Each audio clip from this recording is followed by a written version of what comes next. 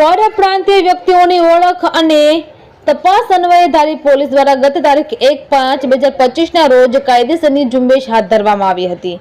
તે દરમિયાન ધારી નજીકના હિમખીમડીપડા વિસ્તારમાં વસતા અને અમદાવાદના જોહાપુરા વિસ્તારના રહીશ મોહમ્મદ ફઝલ અબ્દુલ અઝીઝ શેખની તપાસ કરવામાં આવતા તેની પાસેથી કોઈ આધાર પુરાવા મળ્યા ન હતા, જેથી ધારી પોલીસ સ્ટેશનમાં જાણવા જોગ નંબર 12/2025 તારીખ 1/5/2025 થી ફરિયાદ દાખલ કરવામાં આવી હતી।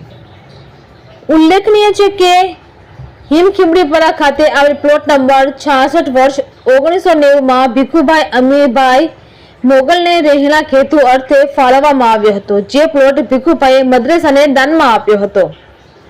હાલમાં તે મિલકતનો ઉપયોગ રહેણાંક હેતુ માટે થતો ન હોય અને મદ્રેસા તરીકે થતો હોય, જેથી તે પ્લોટ જે શરતોને આધીન ફાળવવામાં આવેલ હતો તે પૈકી શરત 1, 4 અને 6 નો ભંગ થતો હોવાનું જણાવ્યું હતું, જેથી તે પ્લોટમાં શરતનો ભંગ ગણીને તે પ્લોટ સરકાર સદરે લેવા અને તે પ્લોટ રાજ્ય કે કેન્દ્ર સરકારના પ્લોટ વિહોણા લાભાર્થીને ફાળવવા માટે અનામત રાખવા લેન્ડ કમિટીની બેઠકમાં નિર્ણય કરવામાં આવ્યો હતો।